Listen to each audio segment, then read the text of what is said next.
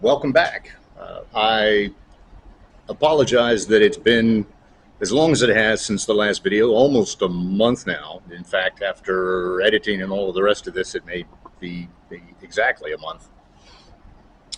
Not for lack of interest, not for lack of events. Quite a bit has been going on. Part of that is why the videos were a bit delayed. At the moment, I'm sitting up on a rooftop terrace, and for the last month, I've been working on this. And I think the next video is about that process. The terrace is beautiful. It's one of our favorite features of the townhouse, and I've got a table underneath me and a sun umbrella over top of me. It's a beautiful, beautiful late morning, and a nice little bit of a breeze. But the rooftop was in rough shape. I won't go so far as to say bad shape, but kind of rough shape. So it needed some attention. It needed a coating to protect it from the elements. The concrete up here was getting rather cracked. But the real problem was that it collected water rather than draining. So there are three drains up here. One corner just doesn't make sense to have a drain there, and all of the drains are a little high. So what I had to do was pour a lot of self-leveling concrete, and self-leveling concrete, as it turns out, is not as self-leveling as the name implies. So it's been a bit of a battle, but I got all of that done. I got it done to the point where I just said, "Oh, to heck with it." Good enough, better than what I had to begin with, and good enough. And then I've applied the sealant to it, and we're in pretty good shape. The other reason that videos were slow in coming is because we struggled with recording equipment. All we had were our cell phones, and they were kind of crappy.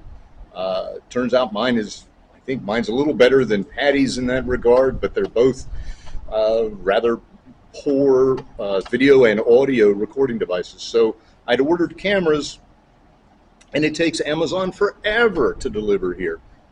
As I was thinking about it, Amazon delivered to me when I was in Iraq faster than it delivers to me now in Puerto Rico. In Iraq, and I'm on the smallest military base in Iraq back in 2007, and I could order a book, and it would be in my hands usually in a week. Now, even with Amazon Prime, doesn't really matter. An order from Amazon might get here in 2 weeks, and for this equipment, the camera equipment, the microphones, and all the rest, it took over a month for everything to get here, and I haven't a clue why. None of this makes any sense to me. But so we've been part of the delay is other things have been going on, occupying my time. The other part of it is I'm waiting on the equipment, and Amazon keeps promising, "Oh, it's on the way, it's on the way, it's on the way," and then no, it's in fact not on the way. So I'm now recording on a new video camera. This is in fact my fourth attempt at recording. Part of that's just a learning curve. The last attempt I recorded downstairs, and although the video turned out fine, the audio was bad because the sound was bouncing off of the concrete walls. So now I'm up on the rooftop terrace. I shouldn't have that problem. I'm not using the internal microphone. I've got an external microphone, and so I'm hoping that this will work out well. Last thing I want to mention before we dive into the point of all of this is the comments. And I hope you didn't notice, perhaps you did, the comments for the first video. They were there, and then they disappeared, and comments were turned off. I have no idea how that happened. As I dug into it, I discovered that there are default settings, universal default settings within YouTube, and somehow those got to be set to no comments. I fixed that, but those initial comments were still gone. And I thought, rats, maybe I've lost. My microphone just fell over. I've got got the camera and the microphone. I'm missing the tripod. I've got a couple of them. They're in a box that's there's a long story for that as well. A box that we shipped and it bounced back and it's been lost in the mail and it's finally found again and I think it's coming back anyway. So everything's kind of precariously perched here. If everything goes catawampus in a moment, you'll understand why. It's not an earthquake. It's just no tripod yet. Anyway, the comments disappeared. I fixed the default setting, but they didn't reappear. And I thought, well, rats, maybe I've lost them. I went back and looked, and in fact, comments were still off for the video. It turns out YouTube has universal default settings, and then it has individual sort of idiosyncratic settings for each video. And although I had changed the default settings, the settings for that video were still no comments. I turned those on, and I think everything popped back up. It seems to be the case. So I apologize if you thought I was playing a trick on you. Dr. Winborn says he wants to hear from us. He wants to know what's going on. He wants us to say hi, wants us to ask questions, and then he says, nope, no comments. That was not intentional, I promise. I can be a I can be a sarcastic SOB at times without a doubt, but I didn't intend for that to happen. So when this video goes up, I will make certain that comments are good and all the rest before I publish it. So apologies for that. All right. The reason for this video, or I guess the subject of this video, is a matter of some importance to us, real importance to us, and great disappointment to us, I'm afraid. And so, all of you who know me, all of you who know me, know us, and may have heard. Many of you have heard that the idea was to come down here, buy property, and build on it, and that's still that's been our desire. Many of you have heard the saga, and it's a saga of our attempts to buy property that had been repossessed by one of the banks here. And we made an offer, and the property went into the courts to have the title cleared, and it just languished there for years, 7 years, in fact. And it got to be kind of a running joke. Folks who knew would ask, so any news? Nope, still in the courts. So this video is about that property. Now, when I told this story before, I made it a point to leave some of the details out, particularly the dollar figures. And I've got to include those now because it's important to the story now. I left those out because they were kind of private. I also left them out because I didn't want to give the wrong impression. So Patty and I fell in love with Puerto Rico, a decade ago, right? 10 years before we moved here. And we knew that this is where we were going to be. And we had a timeline. We knew when, out in the distant future, we were going to come here. And we'd been saving pretty aggressively and investing in employer-sponsored accounts, 401ks. For us, they're 403bs, essentially the same thing. Investing in Roth IRAs, that kind of stuff. If you want to talk about finance, I can do that later.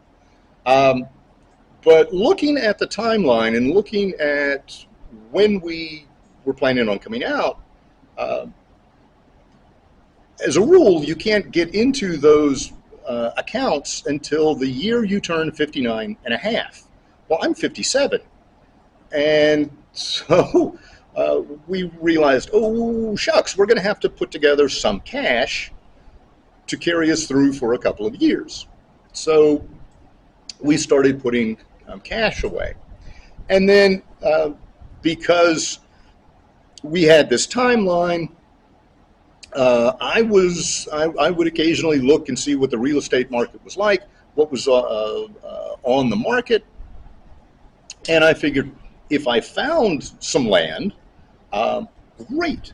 And you know, if it's what we want, where we want, the price is right, and all the rest, what the heck? We can buy it. We can go ahead and secure it, and then just let it sit there. It's not like there's a house on it that's going to, you know, require maintenance or anything else. It's just land. Just buy it, sit. So we're looking around, and 7 years ago, this property pops up, and it looked pretty good. Um, I wasn't sure, but you know, everything about it seemed pretty good. And a fellow that I met online who had moved here from Virginia as well was interested in coming down to this part of the island anyway to do some shopping. And he said, "Yeah, sure, I'll drive over to the property and I'll take some photos." And he got a little lost, but he took some photos from the bottom of the hill, and they were beautiful. And we figured, if the view's good from the bottom of the hill, it's got to be better from the top. This is great. Let's put an offer in. So the property is 25, almost 25 acres. I'm sorry, excuse me, 20 acres, and it overlooks. It's essentially got water views on three sides. So to the north, it looks over Boca Raton Bay. As you turn to the west, it looks over the Caribbean. You turn to the south, it looks down the hill and into the town of Combate, but beyond in the distance is the southern coast of the island and the Caribbean there. And then as you finish coming around to the east, you'll see the Sierra Bermeja mountains. And then, well, it looks something like this.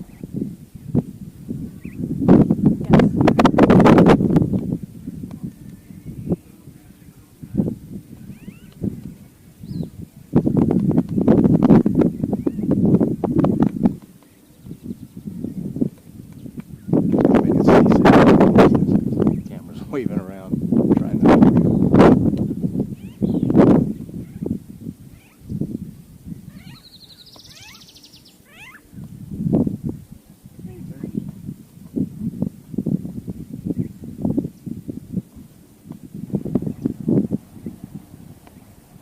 There you go. Apologies for the wind noise.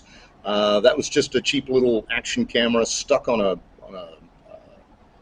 broomstick. And I held it up in the sky there. Patty and I came down to the island, in 2017, 2018, somewhere around there. We'd already put an offer on it, and we figured, let's take a look at what we're hoping to buy. And the plan has been to build a house with a rooftop terrace on it. It's a lovely feature if you do this. So 10-foot ceilings, you know, the rooftops may be 12 feet up, holding a broomstick. You know, this would be kind of a low-level panoramic view, and you can see why we were interested in the property. So here's the saga, and I'm going to try and keep this video as short as I can, but it gets a little involved, so bear with me. As I recall, in July of 2016, we made our first offer on the property, and the bank was asking $280,000 for it, which we did not have. And financing is impossible. That's a very long story, and I'll spare you. So we had $210,000. So we made the offer, a cash offer. So that's 75%. It's not unreasonable. We didn't think it was insulting, at least. So 210 cash. And the bank considered the offer, and after about a week and a half, they wrote back and said, "Nah, we're not going to do it." Okay, fine. So a couple of months later, in October, as I recall, we had scrimped and saved and scrimped and saved. Now we're really saving cash aggressively, and we came back and we offered 230, and we didn't hear anything, and didn't hear anything, and didn't hear anything. And of course, the previous offer, they responded quickly in a week and a half. That's quick in island time. And now it's been a couple of months and we haven't heard anything. So I write to them at the end of December and I say, "Are you considering our offer? What's going on?" And they write back and they say, "We've received your offer. However, there's a problem with the title and the property's in the courts to clear the title. So we've taken it off the market until the title is clear. We consider your offer to be active, but but on hold. And when the process is cleared and the property's back on the market, we'll contact you. I thought, great. I wrote back to them and explained, I've got time, I've got patience. This is, I appreciate all of this. It's exactly what I want. So we remain interested in the property. We will continue looking elsewhere, but our interest remains. Thanks for holding our offer. And for 7 years, that's pretty much going to be the case. Now, a couple of years later, in 2019, in the summer, as I recall, of 2019, I'm still looking around at at other properties, seeing what's available, and lo and behold, this property pops up again. It's the same property. There it is, listed for sale now for $234,000. And so I write to the bank and I say, what gives? Here it is, listed for sale. Is it back on the market? If so, what about our offer? And they write back to me and they say, no, the title is still not clear. It's still in the courts. It's not on the market. That ad was not authorized. So we've contacted the folks advertising it and told them to remove the ad.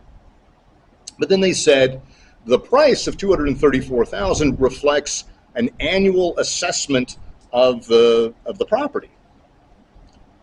And I thought two things. I thought, number one, great, because our initial offer at $230 with an asking price of $280, I didn't have a lot of confidence that they'd take it. But now, if the assessed value is $234, we're in better shape.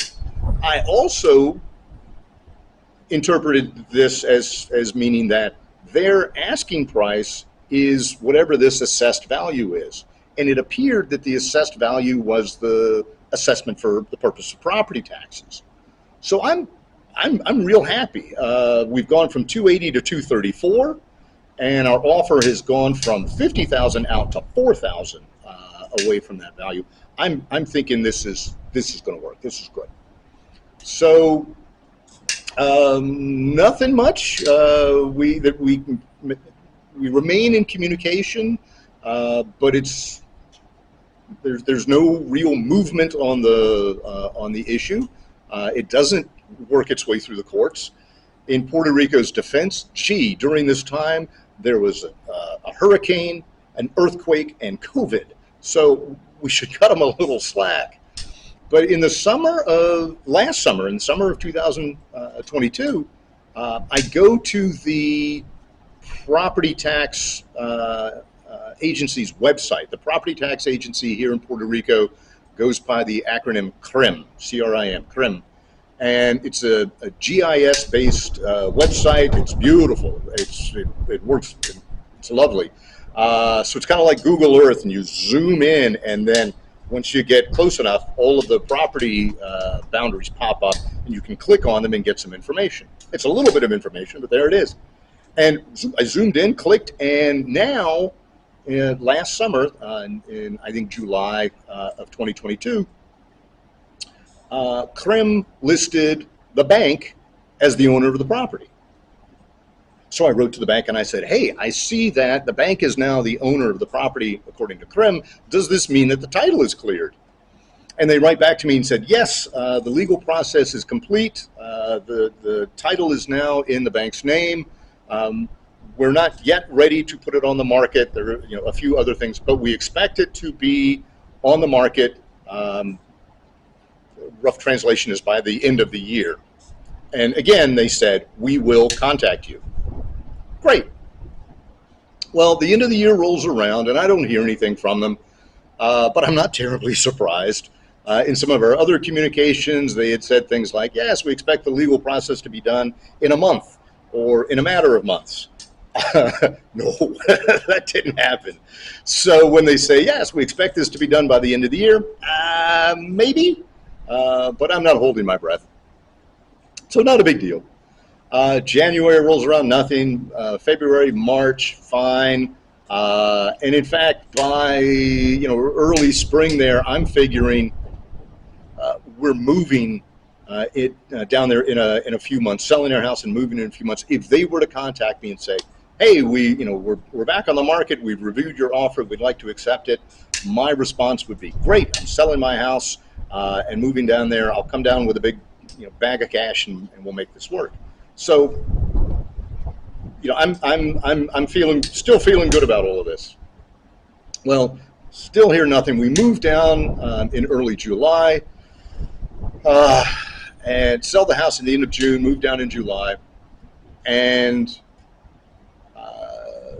there's some issues to go through here. We've got to get power hooked up, water hooked up. We got to get a mailing address, which is weird. All of that, I think, is future videos. And once we get sort of proof of residency here, including a mailing address, we can establish bank accounts. And although it's perhaps a little passive aggressive, we went to this bank, we established a savings account, and we deposited our offer, $230,000, into that account. And then I wrote to them. So this was early August, right? About a month after we moved here, I was able to get this done. And I wrote to them and I said, "Hey, good news. My wife and I have retired. We sold our house in Virginia. We bought a townhouse down here. We have deposited our offer in your bank, and we are ready to go as soon as you're ready to put the property on the market." Now, all of this time in my communications with the bank, it had been with the same person, and usually I'd get a pretty quick response, and we developed, I thought, something of a working relationship. And so I sent this email, I think, on a Tuesday. I didn't hear anything Wednesday, didn't hear anything Thursday, which is a little strange. Didn't hear anything Friday, which is a little strange, because this is good. This is good news, right? I expected a reply from him along the lines of, "Hey, congratulations on the retirement, congratulations on the sale of your house, wonderful, welcome to the island, and thank you for choosing us as your bank, and yes, as soon as this will make things easy for us in terms of the business, as soon as we're ready to go, we'll let you know." Right? I was expecting something like that. Silence, crickets. So over that weekend, I went back to the CRIM website, zoomed in, clicked on it, and now the bank is no longer the owner of the property. Instead, the owner of the property is listed as Cabo Rojo Land Acquisitions, LLC.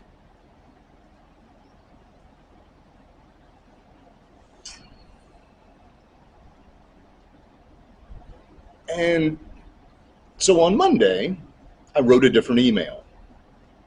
And my email said, "I'm confused.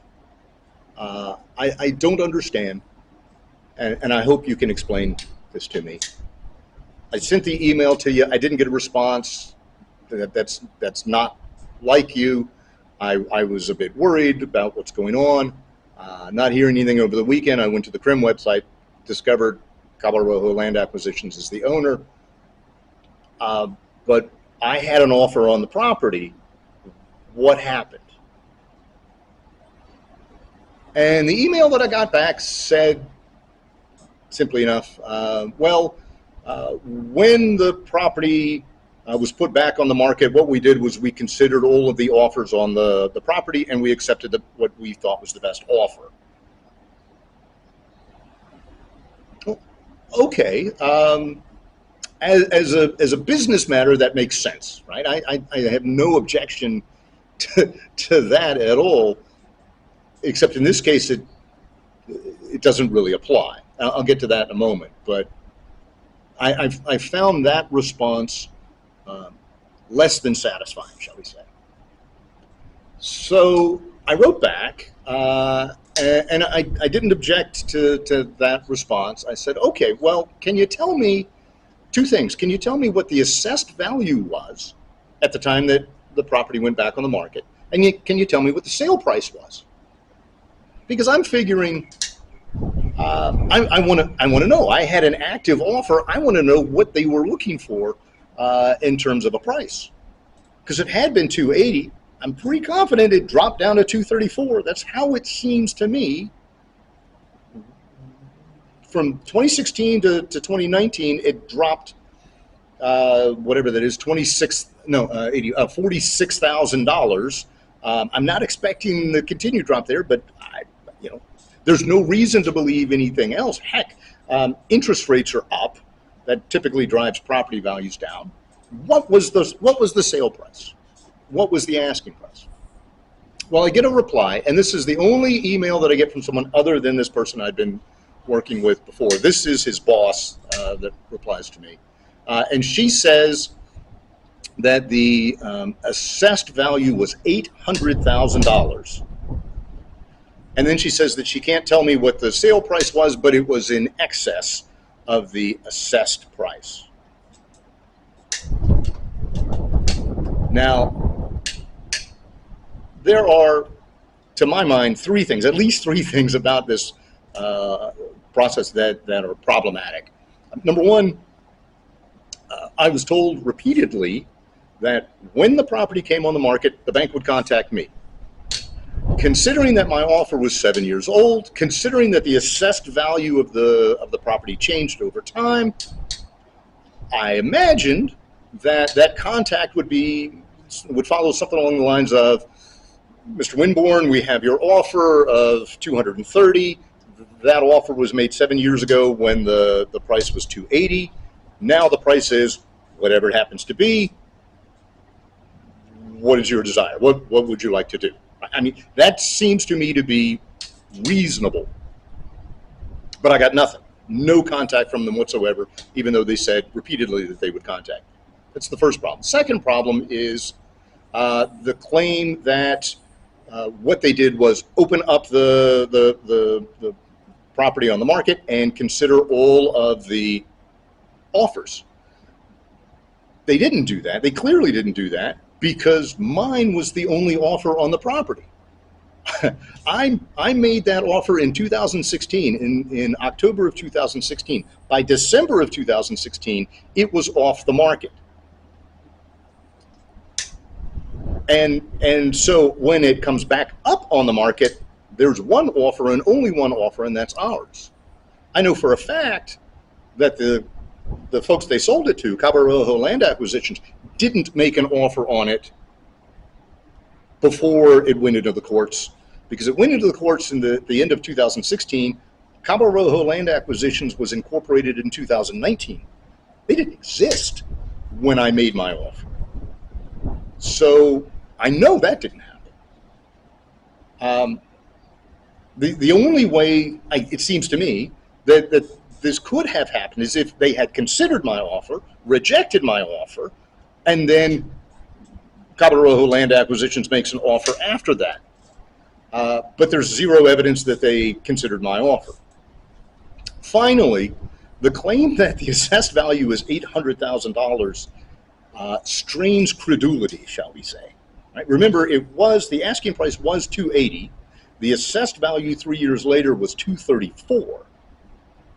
Nothing has changed. Nothing has been built on it, on the property, and indeed, interest rates rose. So I would expect the value of that property to change, certainly in the 3 years since the assessed value in 2019. Do I expect it to be 300% higher? No, of course not. So I cannot believe that the asking price for that property was $800,000. Now, at this point, the land is in the clutches of Cabo Rojo Land Acquisitions, and I can't imagine they're not going to get rid of it. They're not going to give it up. That property is gone for us. We're not buying it, and I'm heartbroken. I've waited patiently for 7 years. I've communicated faithfully with the bank for 7 years. We had what I thought was a good relationship for 7 years. And to have waited in line patiently for so long, and then just to have it snatched away and sold to someone else I'm I'm pissed is what I am. And so I'm reaching out to attorneys here on the island, and we'll see what happens. That's the reason I haven't mentioned the name of the bank. I've been pretty careful about that.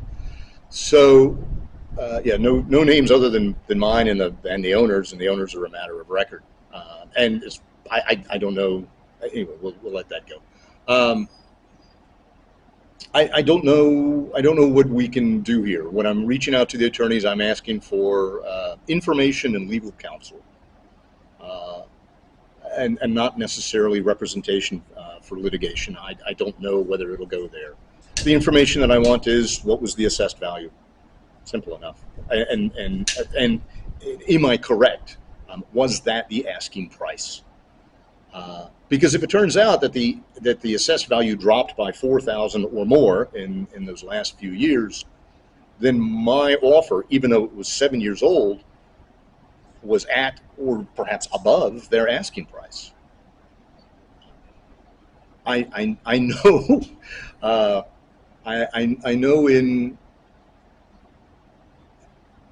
well, the issue there is then I believe they're obligated to sell me the property. If what they say is we're selling this property for 230 or 230, let's say the property value drops to 225, for instance, and they say, okay, when it comes back on the market, we're going to sell it for 225. I offer 230. It's a cash offer.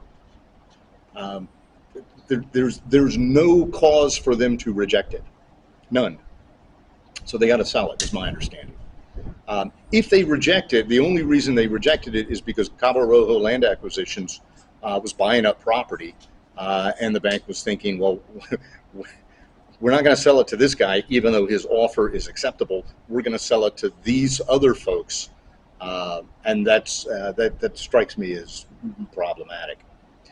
I do understand that the bank can reject our offer. Um, I would think with cause. I don't know what that cause would be. I do understand that the bank has a fiduciary responsibility to get a good price for their property. But if they set that price and I meet or exceed it, that satisfies, it seems to me, their fiduciary responsibility. So I don't know. I mean, the point of all of this is I need that information, and then I need counsel about Puerto Rico law. You know, what is Puerto Rico law on unfair trade practices, for example? What is Puerto Rico law regarding banking law and banking transactions like this? I don't know what that is. So I'm trying to find a lawyer who is expert in these sorts of things and is willing to give me a consultation. And I've got some feelers out at this point, so I'll let you know. In the meantime, Patty and I are looking for other properties. We've got our eyes on some. There's one at the moment that has attracted some of our interest, and we're talking to a realtor about that. As this develops, I'll let you know. But short of it is disappointed. I was very much invested in kind of emotionally invested in that land, mentally invested in that land. I think Patty was as well. And to have it just evaporate like that on us is deeply, deeply painful. And I'm not a litigious person at all, but I'm of the opinion that I have been wronged, and I'd like a conversation with someone uh, who can kind of walk me through all of this. So I'll let you know what's going on there. Now that cameras seem to be working, I will do what I can to make some more of these videos and post them in some in some more regular order. I apologize for the just talking head kind of stuff. Um, the action camera arrived yesterday. I need a memory card for that. I think that's coming in the box that's been circling around in the mail.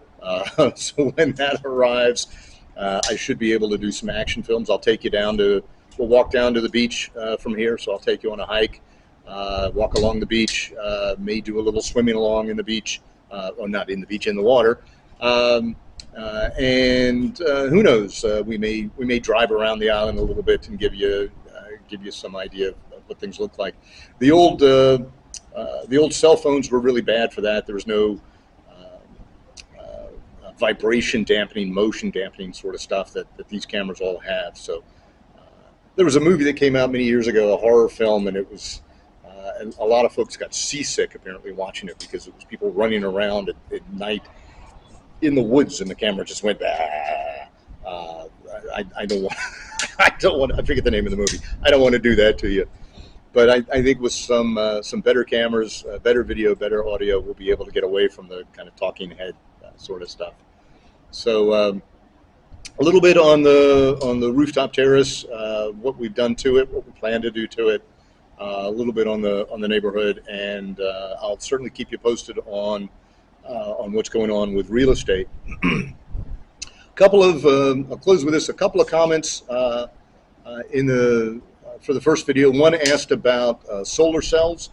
Yep, it's still our intention to buy and install solar cells. Here, we're going to put those up. I don't think we've got enough space to put up enough cells to cover all of our electric use, but with those solar panels and some batteries, if power goes out, we ought to be able to run this place for a few days at least, and that should work just fine for us. When we buy the land and build the house, we will actually, it's not our intention to go off grid. We can actually tie into the grid and do something called net metering. So that makes sense for us. But we would like to produce the bulk of our electricity through solar. It just, down here, it just makes sense. Another person in the comments asked about rum drinks. God bless you. Those are the kind of comments that I want. One of the things that we're doing up here on the terrace is building something of a bar. We'll have an outside. The intention is to do some outside kitchen area and a little bit of a bar area. Once I put those together, yeah, sure, I can imagine what's probably a quick video on I don't know, my 5 favorite rum drinks and how to make them. Those are the kinds of videos I can get into too. So if there are other things that you want to ask about, feel free, and I will respond either in the comments or who knows, with a future video. Until that time, I'll be seeing you.